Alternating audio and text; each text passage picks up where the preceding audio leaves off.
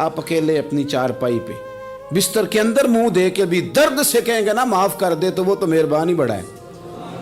میرے نبی پاک صلی اللہ علیہ وسلم مثال دیتے ہیں، فرمایا ایک آدمی صحرا میں جا رہا، صحابہ سے حضور خطاب کر رہے ہیں، فرمایا ایک آدمی صحرا میں جا رہا تھا، اس نے اپنی اونٹنی پہ کھانا پانی پیسے ہر چیز رکھی ہوئی تھی، صحرا تھا بہت بڑا، درمیان صحرا کے گیا تو تھوڑا سا سستانے کے لیے آرام کرنے کے لیے اونٹنی سے نیچے اترا۔ اب اس نے اونٹنی کی لگام اونٹنی کی نکیل اپنے سرہانے کے نیچے رکھی، ہاتھ کے ساتھ پکڑی اور سو گیا۔ تھوڑی ہی دیر کے بعد جب اس کی آنکھ کھلی تو دیکھا اونٹنی غائب ہے۔ صحرا میں وہ پیدل نہ آگے جا سکتا ہے نہ پیچھے جا سکتا ہے، نہ دائیں نہ بائیں، کھانے کو روٹی نہیں، پینے کو پانی کا قطرہ نہیں، تھوڑا ادھر بھاگا ادھر بھاگا، تھک گیا۔ کریم محبوب فرماتے ہیں وہ پوری طرح نڈھال ہو گیا اور مایوس ہو گیا، معاذ اللہ، مایوس ہو کے دوبارہ اسی جگہ آ کے لیٹ گیا جہاں پہلے لیٹا تھا، انتظار کرنے لگا کہ اب موت ہی آئے گی، آخری وقت ہے، اب نہ میں پیدل یہ صحرا کراس کر سکتا ہوں، نہ پیچھے جا سکتا ہوں، نہ کھانا ہے نہ پانی ہے، سوائے موت کے کوئی سہارا نہیں۔ حضور فرماتے ہیں وہ رستے میں دوبارہ لیٹ گیا، اچانک اس نے رخ بدلا تو اونٹنی سامنے کھڑی تھی۔ حضور نے صحابہ سے پوچھا بتاؤ نا اسے بھلا کتنی کو خوشی ہوگی؟ یا رسول اللہ جی سے نئی زندگی مل گئی ہے۔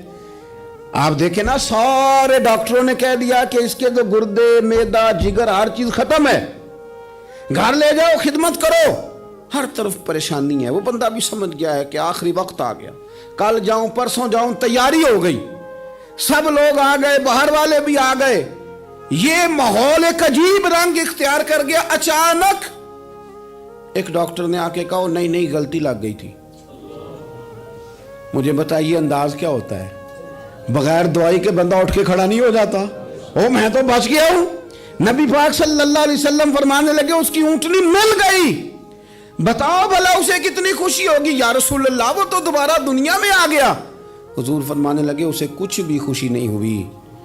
جب کوئی رب کا گناہگار بندہ آ کے توبہ کرتا ہے، رب کو اس سے کئی گنا زیادہ خوشی ہوتی ہے۔ میرا بندہ آ گیا ہے، میرا بندہ آ گیا ہے، میرے گھر آ گیا۔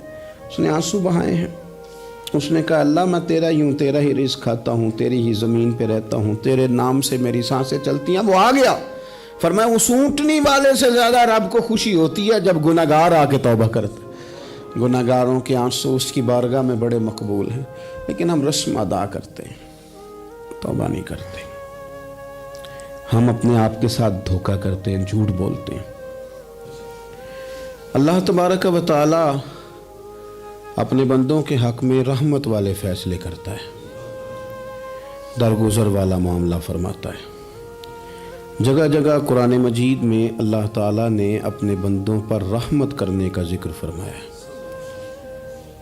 ان اللہ یغفر الذنوب جمیعا، فرمایا بے شک رب تمہارے سارے ہی گناہ معاف فرما دے گا، تم نا امید نہ ہونا، وہ معاف کر دے گا تمہیں۔ قرآن مجید میں فرمایا ان اللہ بالناس لرؤوف الرحیم، بے شک اللہ اپنے بندوں پر بڑا ہی مہربان اور نہایت ہی رحم کرنے والا، رؤوف اور رحیم ہے، بڑا مہربان ہے، کرم فرماتا ہے۔ اللہ تعالیٰ اپنے بندوں سے بڑا جلد راضی ہو جاتا ہے۔ ماں پیار کرتی ہے اپنے بچے سے، لیکن وہ ناراض بھی ہو جاتی ہے بعض چیزوں پہ، بعض معاملات اس کا دل بھی دکھاتے ہیں، بعض جگہ وہ رو کے یہ بھی کہتی ہے کہ تو نے میری محبت کا کوئی نتیجہ نہیں مجھے دیا، میری ساری کمائی تو نے ضائع کر دی۔ والد بہت ساری جگہوں پہ ناراض ہوتا ہے، شکوہ کرتا ہے، کہتا ہے میری بیماریوں کی، پریشانیوں کی، بڑھاپے کی، کمزوریاں کا سبب بیٹے تو ہی بن گیا، یہ ساری تکلیفیں تو ٹھیک ہو جائیں تو میری شاید عمر بھی بڑھ جائے، صحت بھی ٹھیک ہو جائے، میں زیادہ دیر جوان رہ سکوں۔ ناراض ہوتے ہیں ماں باپ، اسی طرح ماں باپ راضی بھی ہو جاتے ہیں، وہ بڑی جلدی راضی ہو جاتے ہیں۔ میں اکثر کہتا ہوں کہ والد کو راضی کرنے میں 5-7 منٹ لگ جاتے ہیں، اماں تو 1.5-2 منٹ میں راضی ہو جاتی ہے۔ ابا جی کو 5-7 منٹ لگتے ہیں، کئی دفعہ کہنا پڑتا ہے، کوئی دلائل دینے پڑتے ہیں، لیکن والدہ کے لیے تو کچھ بھی نہیں، آپ نیرا جا کے پیروں میں بیٹھ ہی جائیں، کچھ بھی نہ کریں، آپ پورا روئیں نہ رونے والا منہ ہی بن جائے تو اماں تو نرم ہی نرم ہے، جس وقت جو مرضی آپ کرا لیں ہو گیا۔ اللہ تبارک و تعالی بلا مثال و بلا تشبیہ سمجھانے کے لیے عرض کرتا ہوں، اللہ بھی بعض معاملات میں اپنے بندوں سے ناراض ہو جاتا ہے۔ وہ کہتا ہے میں تکبر کرنے والوں کو پسند نہیں کرتا، وہ کہتا ہے فسادی پسند نہیں ہے، وہ فرماتا ہے کہ راہوں میں کجی کرنے والے پسند نہیں ہیں، وہ فرماتا ہے کہ بدعہدیاں کرو گے تو میں صبح قیامت تم سے سوالات کروں گا۔ اللہ تبارک و تعالیٰ بہت ساری چیزوں کو ناپسند کرتا ہے، ناراض ہو جاتا ہے۔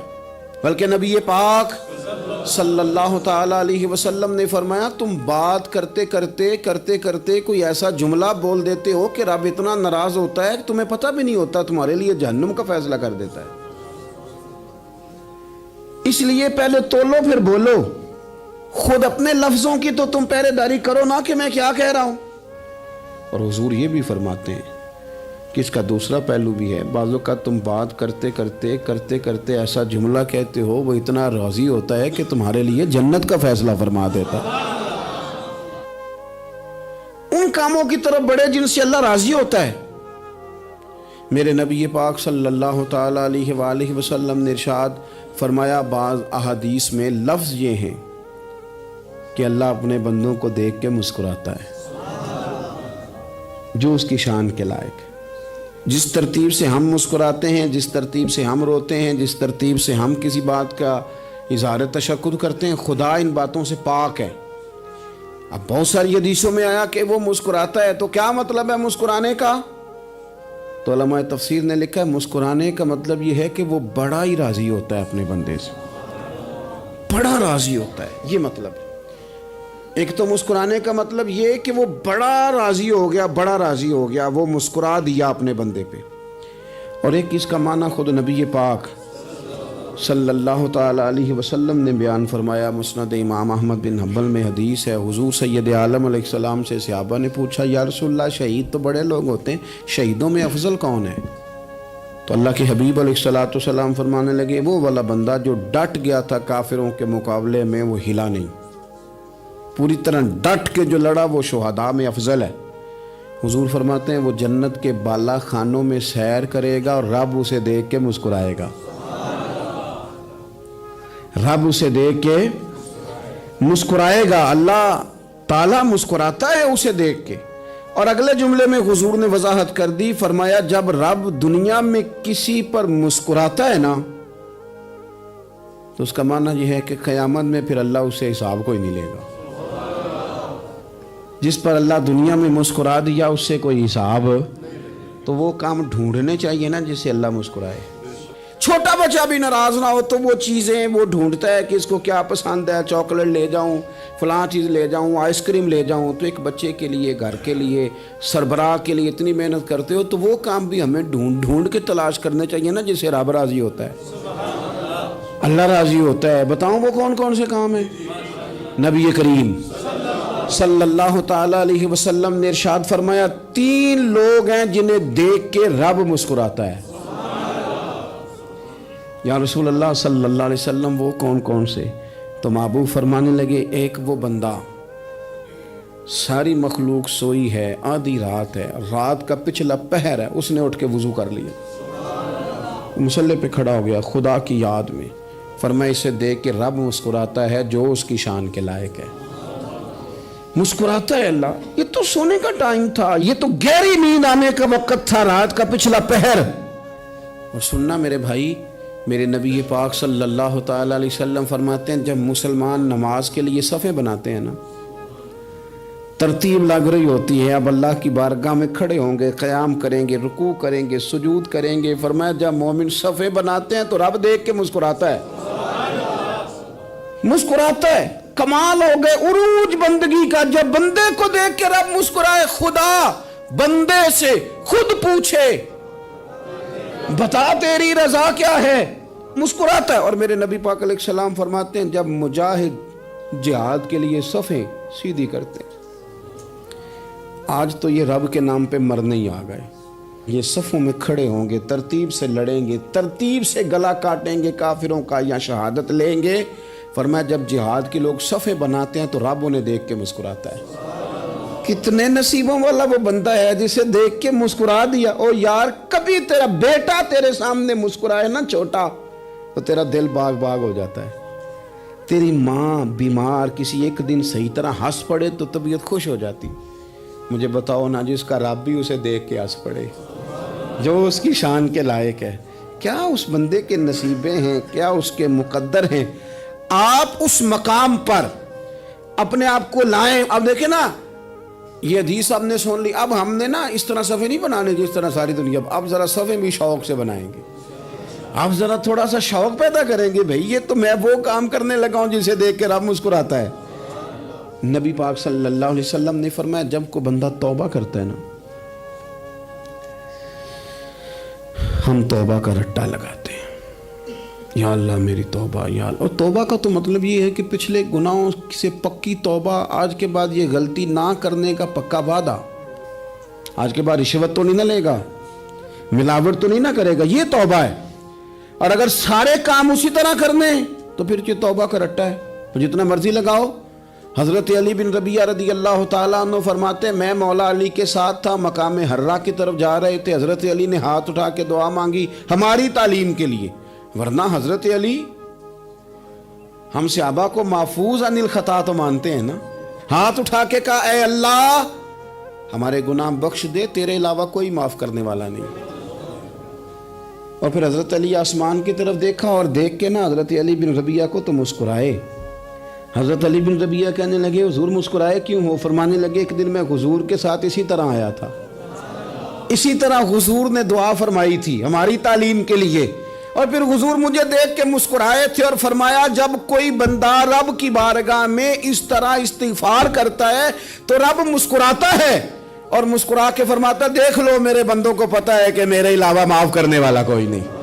انہیں پتا ہے, تم اس کی بارگاہ میں رجوع تو لاؤ, آؤ تو صحیح دو آنسو لے کر. اقبال کہتے ہیں کہ موتی سمجھ کے شان کریمی نے چن لیا, قطرے دو گرے میرے ار کے انفعال کے.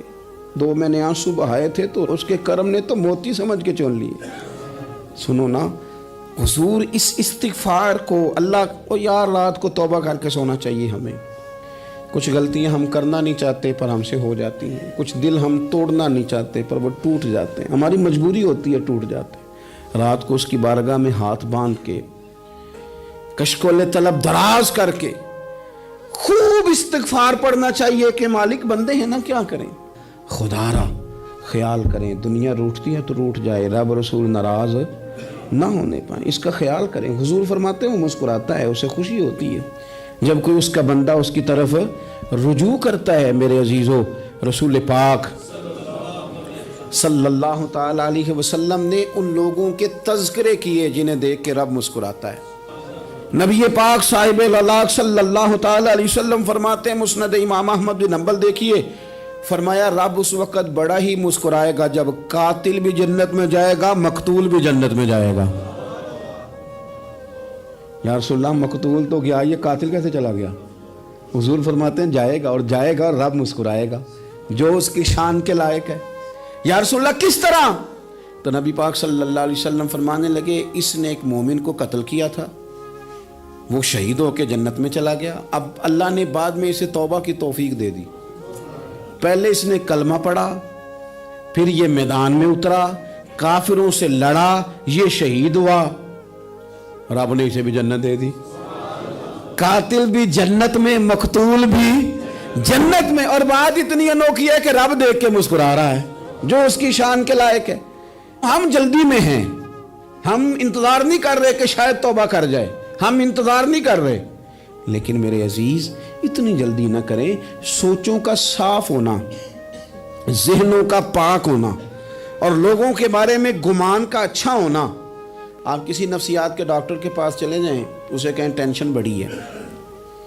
میں ان کے مضامین پڑھتا رہتا ہوں, وہ سب سے پہلا سبق آپ کو یہ پڑھائیں گے کہ اچھا سوچا کریں. اچھا سوچنے سے بندہ تندرست رہتا ہے. کس سے بندہ تندرست رہتا ہے؟ ہیں جی واقعی رسول کائنات سرور دو عالم صلی اللہ تعالی علیہ وسلم فرماتے ہیں کہ اللہ مسکراتا ہے. سنو, نبی پاک صلی اللہ علیہ وسلم کے پاس مہمان آ گیا, بخاری مسلم ہے.